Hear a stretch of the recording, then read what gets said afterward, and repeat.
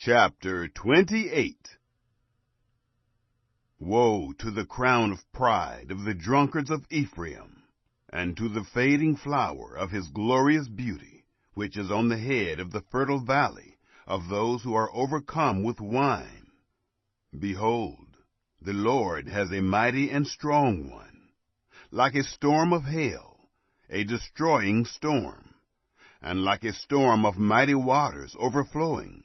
He will cast them down to the earth with his hand. The crown of pride of the drunkards of Ephraim will be trodden under foot. The fading flower of his glorious beauty, which is on the head of the fertile valley, shall be like the first ripe fig before the summer, which someone picks and eats as soon as he sees it.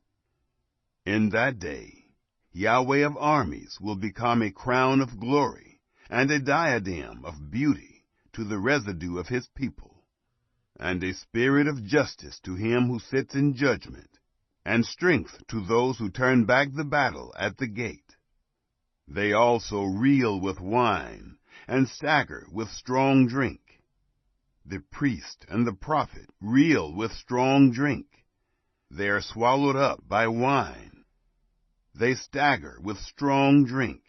They err in vision. They stumble in judgment. For all tables are completely full of filthy vomit and filthiness. Whom will he teach knowledge? To whom will he explain the message? Those who are weaned from the milk and drawn from the breasts? For it is precept on precept, precept on precept, line on line, line on line, here a little, there a little. But he will speak to this nation with stammering lips and in another language, to whom he said, This is the resting place. Give rest to weary.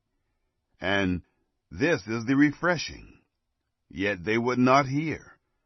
Therefore Yahweh's word will be to them precept on precept, precept on precept, line on line, line on line, here a little, there a little, that they may go, fall backward, be broken, be snared, and be taken.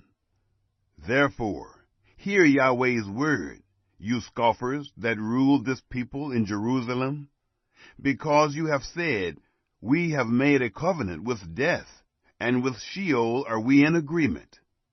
When the overflowing scourge passes through, it won't come to us, for we have made lies our refuge, and we have hidden ourselves under falsehood. Therefore, thus says the Lord Yahweh, Behold, I lay in Zion for a foundation, a stone, a tried stone, a precious cornerstone of a sure foundation. He who believes shall not act hastily. I will make justice the measuring line, and righteousness the plumb line. The hail will sweep away the refuge of lies, and the waters will overflow the hiding place. Your covenant with death shall be annulled, and your agreement with Sheol shall not stand. When the overflowing scourge passes through, then you will be trampled down by it. As often as it passes through, it will seize you. For morning by morning it will pass through, by day and by night, and it will be nothing but terror to understand the message. For the bed is too short to stretch out on, and the blanket is too narrow to wrap oneself in. For Yahweh will rise up as on Mount Perazim. He will be angry as in the valley of Gibeon, that he may do his work, his unusual work, and bring to pass his act, his extraordinary act.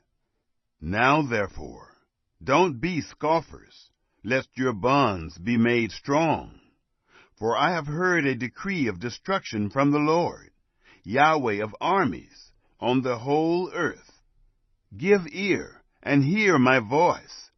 Listen, and hear my speech. Does he who plows to sow plow continually? Does he keep turning the soil and breaking the clods? When he has leveled its surface, doesn't he plant the dill and scatter the cumin seed and put in the wheat in rows, the barley in the appointed place, and the spelt in its place? For his God instructs him in right judgment and teaches him. For the dill are not threshed with a sharp instrument, neither is a cartwheel turned over the cumin. But the dill is beaten out with a stick, and the cumin with a rod. Bread flour must be ground, so he will not always be threshing it. Although he drives the wheel of his threshing cart over it, his horses don't grind it. This also comes out from Yahweh of armies, who is wonderful in counsel and excellent in wisdom.